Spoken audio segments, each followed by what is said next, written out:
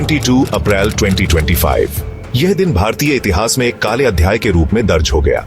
भारतीय कश्मीर में कायरतापूर्ण हमला, निर्दोष नागरिकों पर हमला किया गया, जिसमें कई मासूमों की जानें गईं, 26 निर्दोषों की जानें गईं।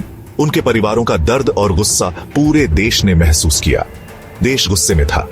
दुश्मन को सबक सिखाना जरूरी था। हर भारतीय के दिल में बदले की आग जल रही थी। भारतीय सेना ने जवाबी कार्रवाई की। सेना ने अपनी पूरी ताकत के साथ दुश्मन को जवाब देने की ठानी। 7 मई को पाकिस्तान में आतंकी ठिकानों पर वार। भारतीय वायुसेना ने दुश्मन के ठिकानों को निशाना बनाया। यह तो बस शुरुआत थी। भारतीय सेना ने और भी कई ऑपरेशंस की योजना बनाई।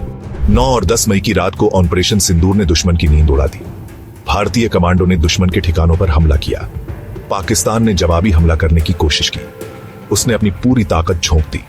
उसने हमारे 5 विमान गिराने का दावा किया, लेकिन यह दावा खोखला साबित हुआ। यह उसकी मूर्खता थी। भारतीय सेना ने दुश्मन को करारा जवाब दिया। भारत के पास ब्रह्मोस था। यह मिसाइल दुश्मन के लिए काल साबित हुई। भारत ने ब्रह्मोस मिसाइलों से पाकिस्तान को तबाह कर दिया। दुश्मन के ठिकाने ध्वस्त हो गए। यह एक ऐसा सबक था जो पाकिस्तान कभी नहीं भूलेगा। भारत ने अपनी ताकत और संकल्प का परिचय दिया। ब्रह्मोस भारत का गौरव, दुनिया की सबसे तेज सुपरसोनिक क्रूज मिसाइल। यह ध्वनि की गति से 3 गुना तेज उड़ती है। दुश्मन के पास बचने का कोई मौका नहीं।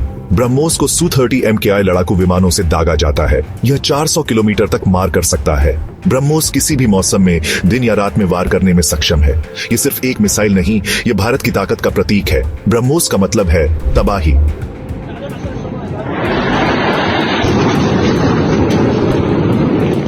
भारत ने ब्रह्मोस मिसाइलों से पाकिस्तान के कई ठिकानों को ध्वस्त कर दिया। इन मिसाइलों की सटीकता और ताकत ने दुश्मन के महत्वपूर्ण सैन्य ठिकानों को निशाना बनाया। ब्रह्मोस मिसाइलों की यह कार्रवाई भारतीय सेना की रणनीतिक क्षमता को दर्शाती है। इस्लामाबाद के पास नूर खान एयरबेस पर भारी तबाही। इस एयरबेस पर हुए हमले ने पाकिस्तान की वायुसेना को बड़ा झटका दिया है।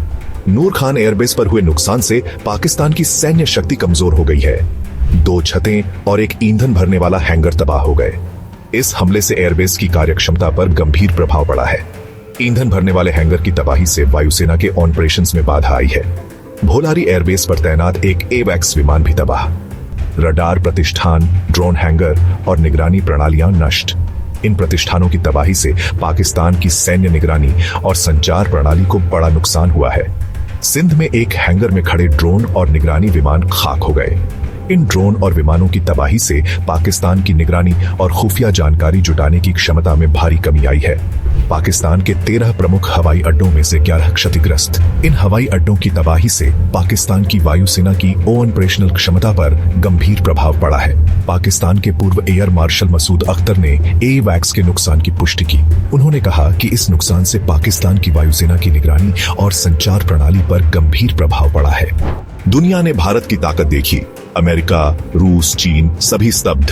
भारत ने अपनी सैन्य शक्ति का प्रदर्शन किया और ब्रह्मोस मिसाइल ने अपनी क्षमता साबित की। यह एक ऐसा क्षण था जिसने पूरी दुनिया का ध्यान खींचा। अमेरिकी विदेश मंत्री मार्को रूबियो और उपराष्ट्रपति JD वेंस ने युद्ध विराम कराने की कोशिश की।